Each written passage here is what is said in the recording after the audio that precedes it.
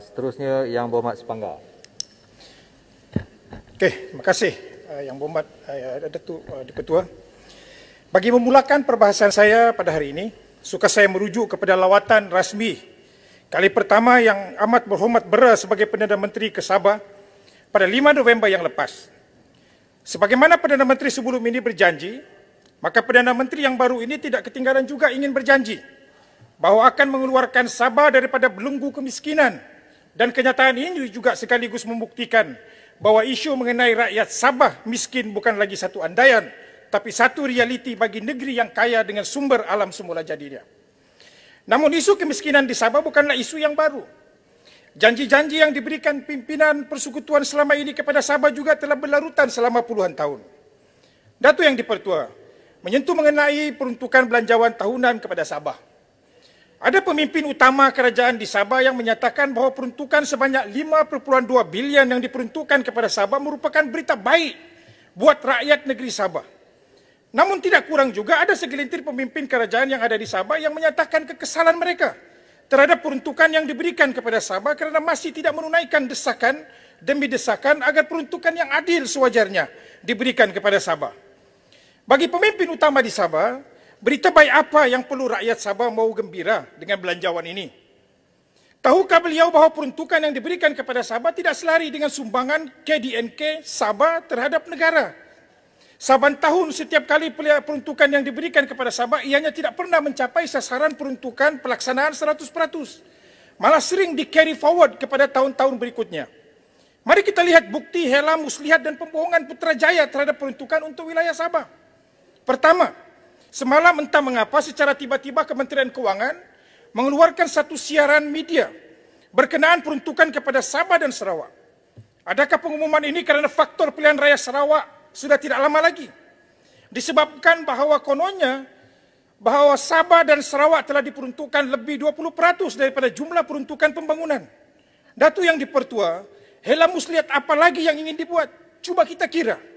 Daripada 75.6 bilion yang diperuntukkan di dalam peruntukan pembangunan, Sabah dan Sarawak menerima 9.83 bilion ringgit atau hanya 13%. Kalaupun ditambah dengan Pen Borneo 2 bilion, ianya baru 15.6%. Jadi dari mana datangnya lebih 20% yang diumumkan oleh Kementerian Kewangan? Diharap Kementerian Kewangan dapat memberikan penjelasan terhadap kenyataan media ini. Kedua, Datuk Yang Dipertua, kalau dilihat dalam pecahan bajet tahun 2019 hingga tahun 2022, tahun 2019 Sabah menerima 5 bilion ringgit daripada 54.7 bilion ringgit jumlah perbelanjaan pembangunan atau 9.1%.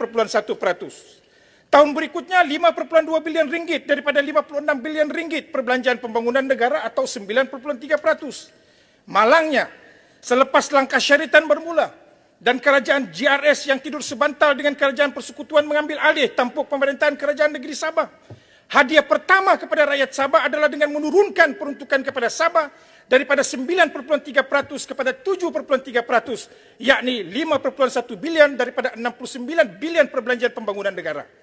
Dan perbelanjaan terbaru, belanjawan terbaru ini menurun lagi kepada hanya 6.8%, iaitu 5.2 bilion daripada 75.6 bilion perbelanjaan pembangunan. Bukan itu saja, Datuk Yang Dipertua. RM 5.2 bilion yang diperuntukkan untuk Sabah pada tahun 2020, saya percaya tidak sampai 40% pun peruntukan ini dibelanjakan. Malah mungkin kurang lagi. Saya buktikan dengan 3 projek asas di Sabah, iaitu bekalan elektrik, bekalan air dan jalan raya. Bekalan elektrik keluar bandar Sabah diperuntukkan 216 juta, tetapi hanya 91 juta ringgit atau 42% saja yang berjaya dibelanjakan. Jalan raya dan jambatan Sabah pula, daripada 494 juta, hanya 25% atau 127 juta ringgit sahaja yang dibelanjakan. Paling teruk dan menyedihkan, Datuk Yang Dipertua, 350 juta ringgit diperuntukkan untuk bekalan air luar bandar Sabah. Hanya 1.9% atau 6.7 juta ringgit sahaja yang dibelanjakan. Patutlah sehingga hari ini, bukan saja kawasan saya, Parlimen Sepanggar yang menghadapi masalah bekalan air, sudah 5 bulan tak ada air. Malah seluruh Sabah sehingga hari ini juga masih menghadapi masalah bekalan air. Mana pergi duit peruntukan yang telah dibajetkan kepada kami di negeri Sabah dalam belanjawan yang lepas, Datuk Yang Dipertua? Ini satu perkara yang tidak boleh dan tidak dapat diterima sama sekali. Di manakah semua uang yang tidak habis dibelanjakan ini? Jika digunakan untuk pengurusan COVID, sewaktu COVID melanda dunia sebelum wujudnya vaksin, test kit ujian COVID pun kerajaan Sabah terpaksa beli sendiri kerana ketidakcukupan test kit yang diberikan oleh kerajaan persekutuan. Di mana kedudukan Sabah di dalam pencapaian vaksin? Tercorot. Di mana kedudukan Sabah dari segi infrastruktur kesihatan? Tercorot. Dalam pembentangan RMK 12, 75% projek Sabah gagal disiapkan semasa RMK 11 dan direcycle dan dimasukkan ke dalam RMK 12. Jadi mana duit yang telah dibajetkan kepada Sabah yang tidak dapat digunakan?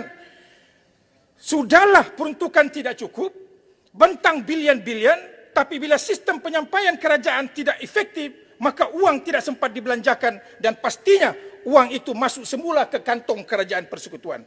Contoh lain Datuk Yang Dipertua, bekalan air luar bandar Sabah sebelum COVID melanda dunia. 2018, 160 juta diperuntukkan, hanya 72 juta ringgit dibelanjakan.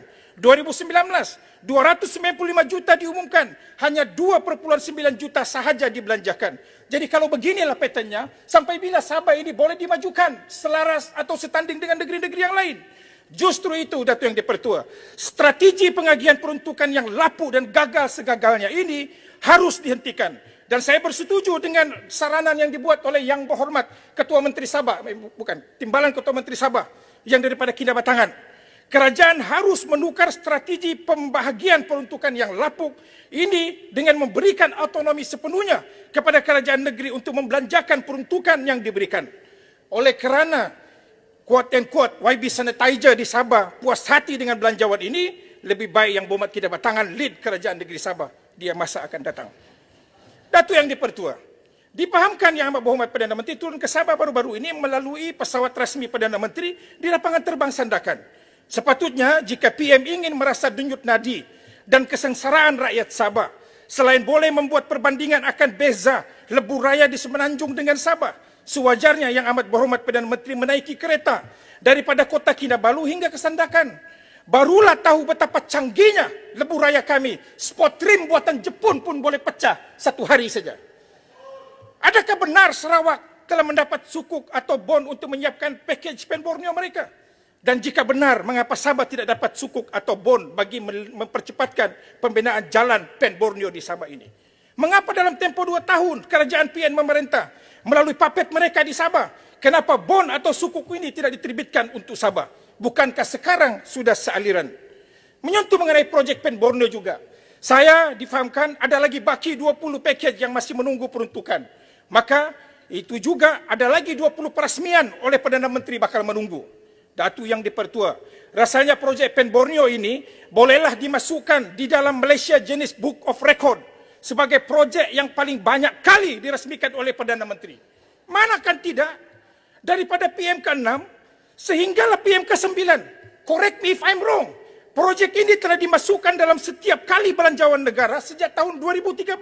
Sehinggalah tahun ini juga masih lagi disebut, dan saya pasti projek PEN Borneo ini juga akan dimasukkan lagi di dalam belanjawan negara tahun hadapan. Datuk Yang Dipertua, saya sebut tentang cukai. Dalam belanjawan yang diumumkan oleh Yang Berhormat Menteri juga, telah diumumkan peruntukan melibatkan suku kaum.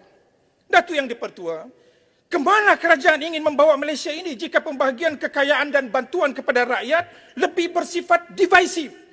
Apabila kerajaan mengenakan cukai kepada masyarakat Malaysia, pernahkah kita dengar lembaga pemungut cukai memungut cukai berasaskan kaum dan agama? Bila kerajaan kenakan cukai kepada rakyat, dia cukai tanpa melihat bangsa dan agamanya, selagi mana mereka layak dikenakan cukai. Tapi bila mengagikan pungutan cukai ini kepada rakyat, dibeza-bezakan pula mengikut kaum, bangsa, malah agama. Selain pembahagian yang secara jelas tidak menampakkan unsur-unsur keadilan. Are we really moving towards the direction, Datuk Yang Dipertua?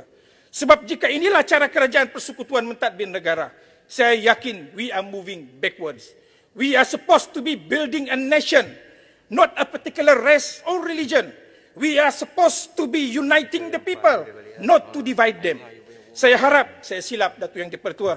Namun rasanya Malaysia adalah satu-satunya negara di dunia yang memberikan peruntukan berasaskan kaum dan agama pada ketika kerajaan memungut cukai tanpa mengira agama dan bangsa selain hanya melaungkan slogan keluarga Malaysia. pendidikan, Datuk Yang Dipertua. Saya difahamkan KPTM sempurna akan ditutup awal tahun hadapan. Ada juga ura-ura yang mengatakan kononnya akan dipindahkan ke tempat lain di Sabah. Tidak tahu betul atau tidak. Saya harap Yang Berhormat Menteri dapat menjelaskan. Persoalannya apa sebab ditutup? Adakah kerana faktor rugi atau kerana KPTM sempurna terletak di kawasan ahli parlimen sempurna?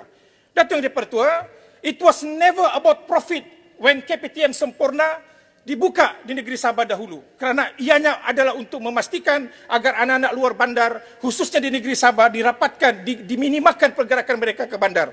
Dasar mara pada ketika itu untuk membawa pendidikan ke luar bandar, kerana tidak mau anak-anak Sabah ataupun daripada luar bandar berhijrah ke bandar. Jadi kalau disebabkan oleh rugi, kita lihat data ini. 2019, KPTM Kuantan rugi, Alostar rugi, Ipoh rugi. Tahun 2020, Kuantan rugi, Alostar rugi, Ipoh rugi. Jadi kalau rugi menjadi asasnya, kenapa KPTM ini tidak ditutup? Kenapa KPTM sempurna ingin ditutup? Sebab itu saya mendesak kepada kerajaan agar memastikan mara KPTM sempurna perlu diteruskan operasinya, jangan ditutup. Dan saya harap juga pengurusi mara yang berasal daripada Sabah, kalau boleh buka lebih banyak lagi kampus cawangan mara di negeri Sabah, termasuk di Beaufort. Kalau ada cadangan untuk membuka di Beaufort, saya akan memberikan sokongan 100%. Datuk Yang Dipertua, akhir sekali, Perjanjian Malaysia tahun 1963. Ada seorang anak muda yang bertanya kepada saya, apa perbezaan kerajaan persekutuan dengan penjajah British? Pada dia, penjajah akan mengambil hasil negara yang mereka jajah. Tetapi kerajaan persekutuan bukan saja mengambil hasil daripada Sabah, malah secara tidak langsung juga mengimport anak-anak muda Sabah berhijrah, merantau ke negeri orang, bekerja sebagai buruh, bekerja sebagai security, kerja di kilang-kilang, walaupun pada hakikatnya negeri yang mereka tinggalkan itu adalah negeri yang kaya dengan sumber alam semula jadi. Maknanya pada anggapannya sekejam-kejam penjajah British, lebih kejam lagi kerajaan Putrajaya dalam konteks layanan terhadap negeri Sabah. Datuk Yang Dipertua, perjanjian MA63 ini ditandatangani oleh 4 wilayah. Persoalannya, jika tidak setuju dengan perjanjian ini dahulu, kenapa ditandatangani? Dan saya pasti jika bapak-bapak kemerdekaan kami tahu bahawa kerajaan persekutuan tidak akan menunaikan perjanjian ini, saya yakin mereka juga tidak akan menandatangani perjanjian ini. Dan saya pasti, without Sabah, there will be no Malaysia. Dan jika tidak disetujui sekarang, Datuk Yang Dipertua, jika suami isteri pun boleh bercerai, demikian juga Sabah dengan Semenanjung Malaysia. Jika Singapura boleh berdiri di atas kaki mereka sendiri, malah di antara negeri yang kaya di rantau ini. Jika Brunei boleh berdiri atas kaki mereka walaupun mereka hanya sekecil-kecil negara, Sabah yakin dengan sumber yang ada, Sabah juga boleh berdiri di atas kakinya sendiri. Datuk Yang Dipertua, last sekali, suara-suara mendesak keluar Malaysia ini semakin lantang didengar di Sabah. Di Sarawak juga kita sudah dengar. Malah baru-baru ini saya lihat capaian YouTube, ada konvoi Sarawak keluar Malaysia dilakukan di Sarawak. Jangan pandang mudah perkara ini, Datuk Yang Dipertua. Kalau Putrajaya terus-terusan menganaktirikan Sabah dan Sarawak, jangan salahkan kami jika gerakan memerdekakan Sabah daripada penjajahan Putrajaya semakin lantang kedengaran. Kami bermula daripada United Nations. Kami juga boleh mengakhiri perjuangan kami tentang MA63 ini dengan United Nations. Suka juga saya ingatkan sekali lagi kepada Yang Amat Berhormat Bera bahawa sewaktu pilihan raya kecil Kimanis, Presiden Yang Amat Berhormat Bera sendiri telah bersumpah dengan nama Allah bahawa jika UMNO kembali sebagai Perdana Menteri di Putrajaya, perjanjian Malaysia tahun 1963 akan dilaksanakan 100%. Saya ada YouTube dia kalau mau tengok. Maka dengan itu, jika Putrajaya ingin selamatkan Malaysia, jika Putrajaya sayangkan Malaysia, laksanakan perjanjian Malaysia tahun 1963 ini serta-merta. Dan selaras dengan aspirasi MA63, dengan bajet yang secara jelas tidak adil terhadap wilayah Sabah, maka saya, Ahli Parlimen Sepanggar, menolak belanjawan yang dibentangkan oleh Yang Berhormat Menteri. Sekian. Billahi taufiq wal hidayah. Assalamualaikum warahmatullahi wabarakatuh. Assalamualaikum warahmatullahi wabarakatuh.